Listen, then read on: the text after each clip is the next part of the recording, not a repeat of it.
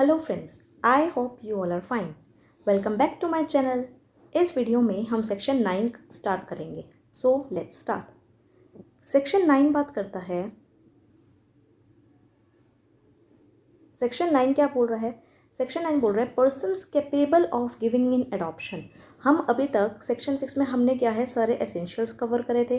ठीक है, सेक्शन 7 और 8 में हम क्या पढ़ कर आए थे कि पर्सन्स कैपेबल कौन, जो बंदा लेता है बच्चे को। ठीक है, और यहाँ है कैपेबल ऑफ गिविंग, जो बंदा देता है। वो तो था टेकिंग वाला, और यहाँ है गिविंग वाले। तो इनकी क्या कैपेसिटी होगी, तो पर्सन्स क्या कैपेबल होंगे, क्या क्या उनकी क्वालिटीज़ होनी चाहिए, क्या क्या होना चाहिए, वो सब सेक्शन 9 में लिखा है। ऑफ गिविंग इन एडॉप्शन, जो बच्चे को एडॉप्शन में दे रहे हैं। ठीक है, अब सब सेक्शन 1 पढ़ लेते हैं पहले। No person except the father और mother or the guardian of a child shall have the capacity to give the child in adoption. कह रहे हैं किसी पास भी परमिशन नहीं है बच्चे को एडॉप्शन में देने के लिए। किस किस के पास है? सिर्फ और सिर्फ फादर के पास, मदर के पास, या गार्जियन है जो चाइल्ड का, उनके पास। सिर्फ ये 3 जने हैं जिनके पास क्या है, परमिशन होती है, जो कैपेबल होते हैं बच्चे को एडॉप्शन में देने के लिए। इनके अलावा कोई नहीं दे सकता। ओके, सबसेक्शन 2 देख लेते हैं। Subject to the provisions of subsection 4, subsection 4 को ध्यान में रखकर द फादर और द मदर इफ अलाइव, अगर ये जिंदा है फादर और mother, shall have equal right to give a son or daughter in adoption. कह रहे हैं अगर फादर और मदर जिंदा हैं तो दोनों के पास क्या है, इक्वल राइट है। वो सन को भी दे सकते हैं एडॉप्शन में, डॉटर को भी दे सकते हैं। Okay, provided that such right shall not be exercised by either of them save with the consent of the other unless, unless तक ही पढ़ते हैं एक बार। क्या बोल रहे हैं? कह रहे हैं ठीक है, माना कि इन दोनों के पास इक्वल राइट है, फादर और मदर के पास अगर जिंदा हैं तो इनके पास इक्वल राइट है बच्चे को देने के लिए। पर कह रहे हैं दोनों को एक दूसरे की कंसेंट लेनी पड़ेगी, with the consent of each other. ठीक है, अनलेस, अनलेस के बाद one of them has completely and finally renounce the world or has ceased to be a Hindu or has been declared by court of competent jurisdiction to be of unsound mind. कह रहे हैं तुम्हें यहाँ consent नहीं लेनी। किस condition में? Suppose अगर हस्बैंड सही है और इसको पर्सन, जो इसका चाइल्ड है, इसको क्या है, एडॉप्शन में देना है।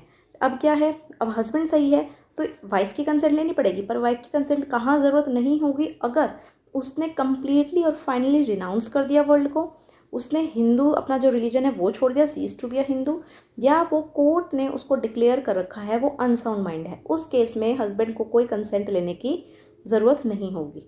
ठीक है, ये भी इजी था। अब यहाँ पे हमने पहले ही पढ़ा था कि subject to the provisions of subsection 4। अब सबसेक्शन 4 देखते हैं। ये सेक्शन बस देखने में बड़ा लगता है, वरना इसकी लैंग्वेज भी काफ़ी इजी है। Subsection 4, where both the father and the mother are dead. वहाँ पे थे दोनों अलाइव, दोनों अलाइव थे तो दोनों को इक्वल राइट्स मिलेंगे। अब यहाँ पे बोले हैं दोनों ही डेड हैं। पहले हम सेक्शन पढ़ते हैं। Or have completely and finally renounce the world or have abandoned the child or have been declared by a court of competent jurisdiction to be of unsound mind, or where the parentage of the child is not known, the guardian of the child may give the child in adoption with the previous permission of the court to any person including the guardian himself। क्या बोल रहे हैं? Easy language, कि जब दोनों ही father और mother dead हो चुके हैं, या उन्होंने रिनाउंस कर दिया है वर्ल्ड को, या उन्होंने बच्चे को ही छोड़ दिया था। ठीक है, जैसे होते हैं ना अनाथ आश्रम में बच्चे को छोड़ जाते हैं, वैसे ही हो सकता है इन्होंने क्या है, बच्चे को ही छोड़ दिया था, या कोर्ट ने उनको क्या डिक्लेयर कर रखा है, दोनों को ही अनसाउंड माइंड। ठीक है, या where the parentage of the child is not known, या जो बच्चा है उस बच्चे का जो हमें पेरेंटेज है कि इसके मदर फादर कौन है, हमें वो चीज़ नहीं पता है। तो जो बच्चे का गार्जियन है ऑफ द चाइल्ड, वो चाइल्ड को क्या है, एडॉप्शन में दे सकता है। पर यहाँ पे जब वो एडॉप्शन में देगा उसको क्या लेनी पड़ेगी, प्रीवियस परमिशन कोर्ट से। और वो किस किस को दे सकता है, वो गार्जियन किसी को भी बच्चे को एडॉप्शन में दे सकता है कोर्ट की परमिशन से। वो खुद को भी इनफैक्ट दे सकता है, पर यहाँ पे भी क्या, उसको कोर्ट की परमिशन रिक्वायर होगी। ठीक है, अब इसका लास्ट सबसेक्शन 5 देख लेते हैं। Before granting permission to a guardian the court shall be satisfied that the adoption will be for the welfare of the child, due consideration being for this purpose given to the wishes of the child, having regard to the age and understanding of the child and that the applicant for permission, यहाँ तक पढ़ते हैं पहले सिर्फ and तक, इसको split कर कर पढ़ेंगे, ठीक है। क्या बोल रहे हैं, कह रहे हैं जब परमिशन देगा ना कोर्ट सबसेक्शन 4 में, तो कोर्ट पहले सेटिस्फाई करेंगे। क्या सेटिस्फाई करेगा कोर्ट, कि एडॉप्शन जो है बच्चे के वेलफेयर के लिए हो रही है ना, बच्चे की केयर के लिए हो रही है। पैरामाउंट कंसिडरेशन क्या होगा यहाँ पे, कि जो चाइल्ड है उसका वेलफेयर, ठीक है। Due consideration being for this purpose given to the wishes of the child, कि चाइल्ड की जो विश है उसको सब कुछ ध्यान में रखकर हो रहा है। अगर सपोज जो ये गार्जियन है ये किसी और को वो बच्चा दे रहा है, एडॉप्शन में दे रहा है, और वो बच्चा मना कर रहा है, बिल्कुल मेरे को नहीं जाना, चाहे कोई भी रीज़न हो, तो कोर्ट उस चीज़ को मना कर देगा।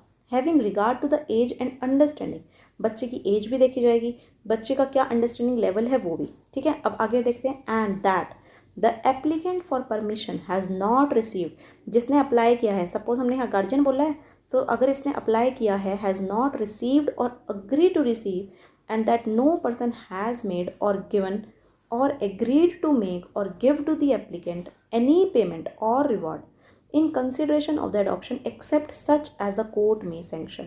क्या कह रहे हैं कि कोर्ट ये चीज़ भी देखेगा कि क्या गार्जियन ने, मैं एग्जाम्पल गार्जियन का ले रही हूँ, कि क्या गार्जियन ने कोई पेमेंट रिसीव तो नहीं करी इस बदले में, कि हाँ इस बच्चे को दे दो और ये पेमेंट ले लो, ऐसा तो कुछ नहीं किया, ठीक है। या फ्यूचर में तो कोई पेमेंट नहीं लेगा इस बच्चे के बदले में। That no person has made or given or agreed to make, कि कोई और पर्सन तो नहीं सेटिस्फाई कर रहा, एग्री नहीं कर रहा कि हाँ मैं क्या है इस गार्जियन को पैसे दे दूंगा और गार्जियन मेरे को बच्चा दे देगा। तो कोर्ट इन सब चीज़ों को ध्यान में रखकर ही बेबी को देगी, चाइल्ड को देगा, ठीक है। उसी के लिए परमिशन मिलेगी, वरना नहीं। अब इसकी जो लास्ट, ये सबसेक्शन 5 लास्ट था, इसका एक्सप्लेनेशन और पढ़ लेते हैं। For the purpose of this section, first, father and mother do not include an adoptive father and an adoptive mother, क्योंकि ये जो फादर जो बच्चे को यहाँ पे देते हैं, मतलब गिव एंड टेक वाली चीज़ जो है, जो बच्चे को अडॉप्शन में देते हैं, वो बच्चे जो फादर मदर हैं वो नेचुरल गार्जियंस होने चाहिए, नेचुरल फादर मदर ही होने चाहिए।